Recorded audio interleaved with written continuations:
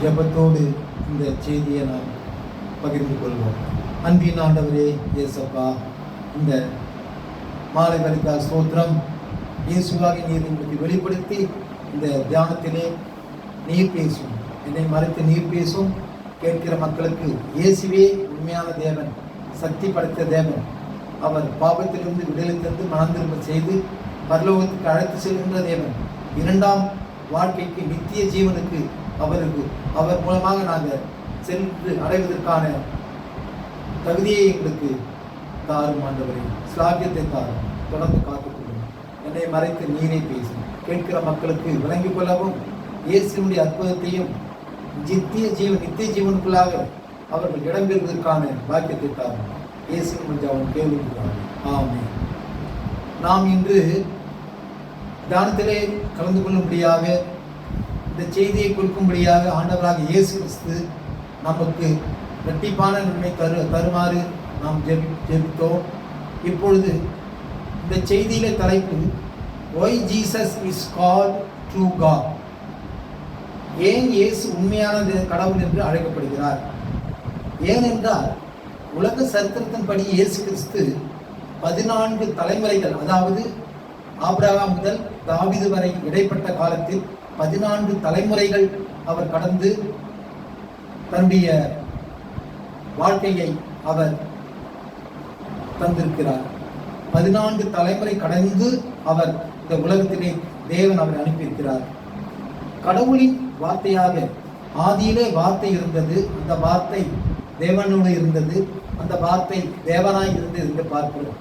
அப்பேற்பட்ட கடவுள் இயேசு கிறிஸ்துவை இந்த உலகத்திற்கு அனுப்பினார். கடவுளின் குமாரனாக அவர் மனித உருவெடுத்து பூமிக்கு வந்தார். பாவிகளையே ரட்சிக்க கிறிஸ்து இயேசு உலகத்திற்கு வந்தார். உலகத்தின் பாவத்தையும் மனித குலம் செய்கின்ற பாவத்தையும் அவர் ரட்சிப்பதற்காக, காப்பாற்றுவதற்காக, விடுதலை தரக்கூடியவராக, மீட்பராக, விடுதலை தரக்கூடிய தேவனாக இந்த பூமிக்கு வந்தார். தேவன் மனிதனை உண்டு பண்ணினார்.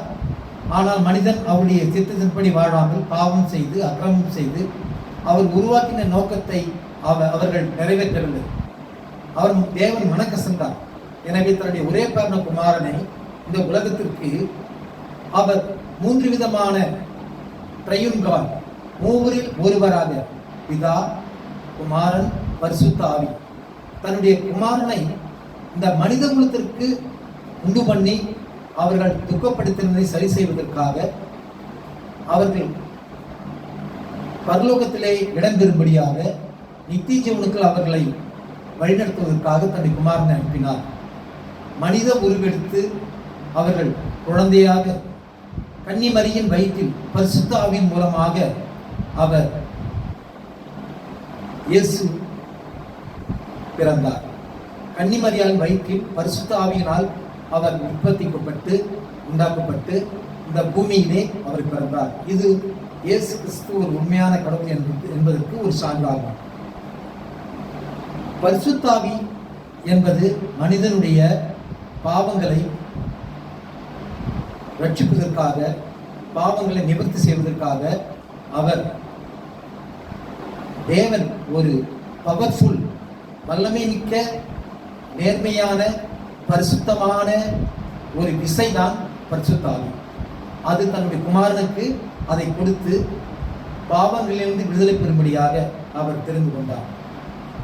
மனிதன் உலகத்தின் பாவங்களிலிருந்து மீட்கப்பட அவர் இயேசு கிறிஸ்து வந்தார். பிறகு பாவத்திலிருந்து ரட்சிக்கவும் மன்னிக்கவும் அவருக்கு அதிகாரம் கொடுக்கப்பட்டது. இயேசு உயிர்த்தெழுந்தல் என்பது அவருக்கு ஒரு பெரிய செயலாக, ஆசீர்வாதமாக மனிதர்களுக்கு அமைந்தது. இயேசு பிறந்தார், 30 ஆண்டுகளும் உலகத்தில் வாழ்ந்தார். தன் வாழ்ந்த காலத்திலே அவர் மிகவும் பாடுகள் பட்டு, ஒரு மனிதன் எவ்வாறு வாழ வேண்டும் என்று அவர் இந்த உலகத்திலே பாடுகள் பட்டு பிராயச்சித்த பலியாக, ப்ராபிஷியேஷன் சொல்லக்கூடாது, ப்ராபிஷியேஷன், அதாவது ஒருவர் செய்த தவறுக்காக தன்னை அர்ப்பணித்து தியாகம் செய்து, அதை ப்ராபிஷியேஷன் என்று சொல்லப்படுகிறது. கிருபாதார பலியாக. அது ஒரு பெரிய சிறப்பு. இயேசு கிறிஸ்து உண்மையான பலி. வேற யாரும் இந்த உலகத்துல மக்களுடைய பாவத்திற்காக அவர்கள் தன்னை தாமே ஒப்பு கொடுத்து பலியாக அளிக்கப்படவில்லை. Appeasing God's wrath through sacrifice, அதாவது பாவத்தை, தண்டனையை தியாகம் செய்து ஏற்றுக்கொள்ளுதல், ப்ராபிஷியேஷன். அந்த கிருபாதார பலியாக இயேசு கிறிஸ்து இருந்தபடியால் அவர் உண்மையான தேவன் என்று வேதாகமும் உலக மக்களும் தற்போது நம்புகிறார்கள். இந்த உலகத்திலே இப்போது இருக்கின்ற மக்கள் தொகையில் 70% இந்த கிறிஸ்தவை ஏற்றுக்கொண்டிருக்கிறார்கள். அவருடைய போதனைகளை ஏற்றுக்கொண்டிருக்கிறார்கள். அவர் உயிர்த்தெழுந்து சிலுவையிலே அறையப்பட்டு மனித பாவத்திற்காக நொறுக்கப்பட்டு அவர் குத்தப்பட்டு இரத்த காயம் அடிக்கப்பட்டு அவர்கள் முள்முடி சூட்டப்பட்டு முட்கள் அமைந்த சாற்றினால் அடிக்கப்பட்டு அவர்கள் சாட்டையினால் அடிக்கப்பட்டு சிலுவையிலே தன்னுடைய முடிவு பரிந்த வரை தன்னை தாழ்த்தி பிதாவின் சித்தத்தின்படி அவர் மனிதகுல பாவத்திற்காக இருந்தார். மறுபடியும் 3 நான் சொன்னபடியாக இயேசு கிறிஸ்து உண்மையான தேவன் என்று சொல்லும்படியான ஒரு பெரிய விசேஷம் என்னவென்றால், இயேசு கிறிஸ்து பிறப்பதற்கு முன்பாக அவர் 10 பழைய ஏற்பாட்டிலே 10 தீர்க்கதரிசிகள், ஓசியா, தாவீது, ஏசையா 7ஆம் அதிகாரம், 9ஆம் அதிகாரம், 11ஆம் அதிகாரம், மல்கியா 3ஆம் அதிகாரம், என்னாகமம் 24ஆம் அதிகாரம், மீகா 5ஆம் அதிகாரம், லூக்கா 1ஆம் அதிகாரம், ஏசையா 53ஆம் அதிகாரம் 3ஆம் வசனத்தில் அங்கு அவர் பிறப்பார். இயேசு கிறிஸ்து பிறப்பதற்கு முன்பாக 700 ஆண்டுகளிலிருந்து 100 ஆண்டுகளிலிருந்து 1100 ஆண்டுகள் வரை அவர் மனிதன் கன்னி வயிற்றில் மரியின் வயிற்றில் பிறப்பார். அவர் ஜனங்களை பாவத்தை தீர்த்து அவர் ரட்சிப்பார், பரலோகத்துக்கு வழியை காண்பிப்பார், நித்திய ஜீவனை அளிப்பார் என்று இயேசு கிறிஸ்து முன்பாக, அவர் பிறப்பதற்கு முன்பாக தீர்க்கதரிசி சொல்லப்பட்ட ஒரே கடவுள் இயேசு கிறிஸ்து. 10 தீர்க்கதரிசிகள் 100 ஆண்டுகளுக்கு முன்பாகவே, 500, 1000, 700, 800, 900 ஆண்டுகள் முன்பாகவே இவர் பிறப்பார் என்று தீர்க்கம் சொன்னார். எனவே இயேசு கிறிஸ்து உண்மையான கடவுளாக அறியப்படுகிறார். அதோடு மட்டும் இல்லாமல் இயேசு கிறிஸ்து அவர் அதிசயங்களை செய்தார்.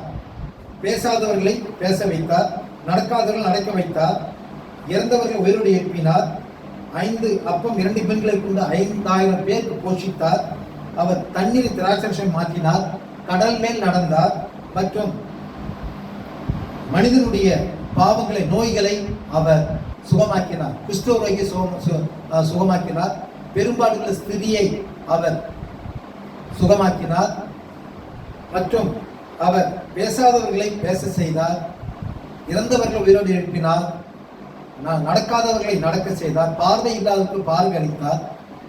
இது போன்ற அதிசயங்கள் செய்தனால் உலகத்தில் எவர்களும் செய்யவில்லை. ஆனால் வரலாற்று குறிப்பேடுகள் கிறிஸ்து பிறப்பதற்கு முன்பாக 700 ஆண்டுகள் முன்பாக மட்டுமில்லாமல் வரலாறாக படைக்கப்பட்டது. வரலாறு என்பது ஒரு மனிதர்கள், தீர்க்கதரிசிகள் கண்டும் கேட்டும் அனுபவித்தும் பார்த்தும் தன்னுடைய பதிவு செய்யப்பட்ட ஒரு கோப்பு தான் வரலாறு. இயேசு கிறிஸ்துவின் பிறப்பை அவர்கள் கண்டு கேட்டு, it's a documented recorded history.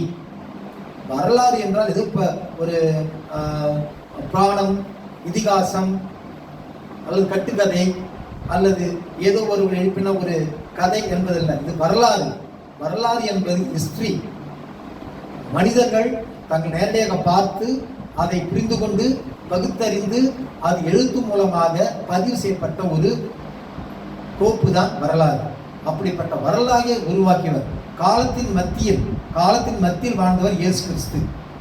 இயேசு கிறிஸ்து அவரால் தான் காலமே நிர்ணயிக்கப்பட்டது. காலம் கர்த்தருடைய கருத்தில் இருக்குது என்பதை சொல்லும் பொழுது இந்த காலமானது நிர்ணயிக்கப்பட்டது. இல்லை என்றால் கிபி முன், கிபி கிறிஸ்துக்கு முன், கிறிஸ்து பின் என்று அழைக்க முடியாத காலத்துடைய அமைக்க முடியாத காலத்தை துல்லியமாக நிர்ணயிக்க முடியாத அளவிற்கு இந்த காலமாக இருந்தது.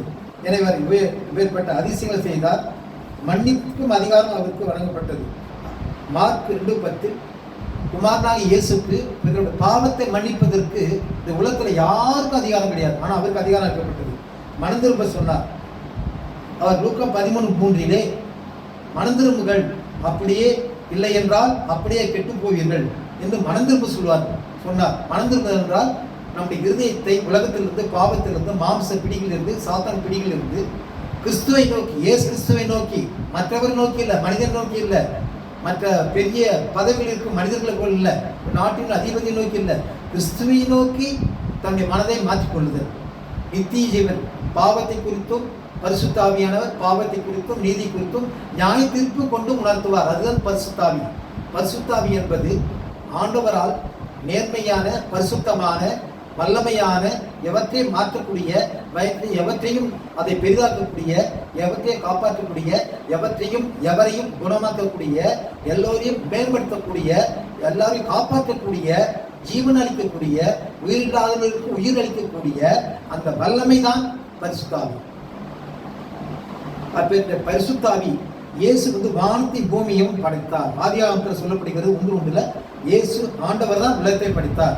இயேசுவின் பிதா நானே கர்த்தர், வேறொரு இல்லை என்று சொன்னதுனால, தேவனுடைய குமாரன் என்பதனால, நானே தேவன் கர்த்தர் வேறொரு இல்லை என்று சொன்னதுடைய திருமகன் அவர் இயேசு கிறிஸ்து, உண்மையான தேவன்.